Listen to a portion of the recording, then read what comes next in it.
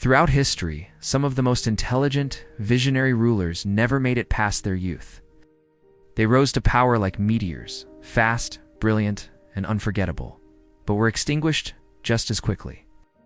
The irony is chilling. Those who seemed most capable of reshaping empires, reforming societies, and breaking the cycles of bloodshed were often the ones who didn't live long enough to see their visions materialize. Why? Was it bad luck, disease? Something deeper and darker hidden in the machinery of power? Let's go back to the story of Alexander the Great, perhaps the most obvious example. A genius military strategist, philosopher king, and global visionary. He conquered most of the known world by age 32, but despite his unmatched brilliance, his life ended suddenly and mysteriously in Babylon. Some say fever killed him. Others whisper poison, betrayal, or even a psychological collapse from the sheer weight of having no more worlds to conquer. But what is more intriguing is that Alexander wasn't just a conqueror. He was a reformer, tried to unite cultures, integrate Persians into his army, and envisioned a fusion empire where East and West weren't enemies but partners. That level of radical thinking threatened powerful elites around him, Macedonian generals who saw his openness as weakness.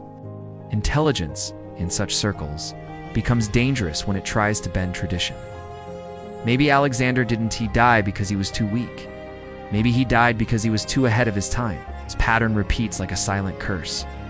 Akbar's son, Darashikoh, a Mughal prince of poetic brilliance and spiritual depth, dreamed of religious harmony in a divided India.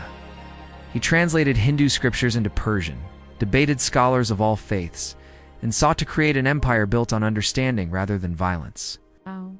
But that made him dangerous. His younger brother, Aurangzeb, rigid, orthodox, and politically shrewd, saw his idealism as a threat to Islamic rule. Dara was executed. The crown didn't go to the smartest, it went to the coldest. And the empire eventually rotted under Aurangzeb's iron hand. It seems that when power is involved, idealism is often interpreted as vulnerability, and idealists rarely survive long enough to defend themselves. Even in the modern age, the pattern echoes. John F. Kennedy, young, articulate, and deeply curious, challenged the status quo of Cold War politics. He tried to de-escalate nuclear tensions with the Soviets, pushed for civil rights reforms, and spoke of a world beyond endless war. He made enemies, both outside and within his own system. His assassination at age 46 still sparks theories ranging from lone gunmen to complex conspiracies involving intelligence agencies. And while the truth may remain hidden, one thing is certain: his mind was evolving faster than the institutions around him, and institutions hate speed they can't control. Smart rulers tend to be impatient with the old ways. They question traditions, disrupt corrupt networks, and make the wrong people feel exposed. That's not bravery in politics, that's often seen as suicide. So what's the real answer? Why do the most intelligent rulers die the youngest? Because intelligence, especially when paired with power, is like a flame inside a locked room.